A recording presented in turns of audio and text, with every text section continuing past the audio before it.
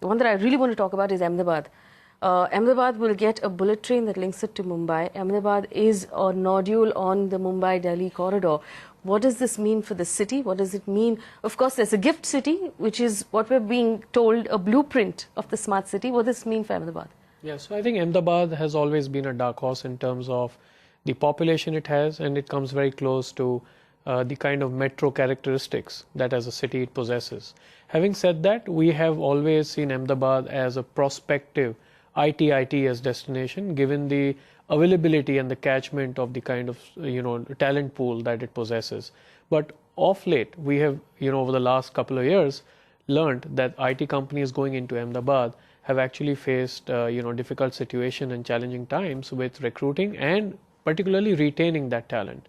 Ahmedabad is more like the Gujarati community is more entrepreneurial rather than white collar workforce, and therefore it becomes a little challenging. But having said that, I think Ahmedabad still retains all the characteristics. The gift city, which was the brainchild so it comes down to this then, Ravi. What is Ahmedabad's ability to attract talent? Because if the local population tends to be entrepreneurial and we're looking at ITITES and the gift city, you're hoping that people will move to Ahmedabad to work there.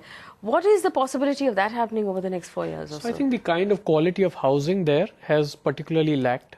And if that improves and the civic amenities over there improve, which we are seeing many of the other cities have really moved miles apart and miles away from the quality of infrastructure, be it social or civic, and the quality of housing, and therefore the quality of living per se.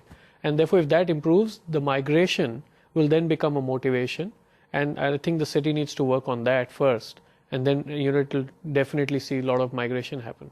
Jayashree, if I were to ask you to compare the prospects right now between Ahmedabad and on the other side a Vijayawada or a Vizag, which was also, I mean, we know that that entire area got a lot of mentions as well.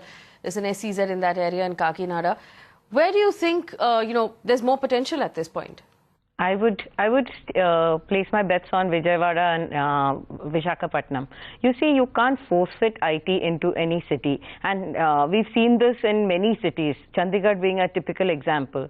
The workforce in the south are typically the best for IT and ITES, and that's why the southern cities have all done fairly well.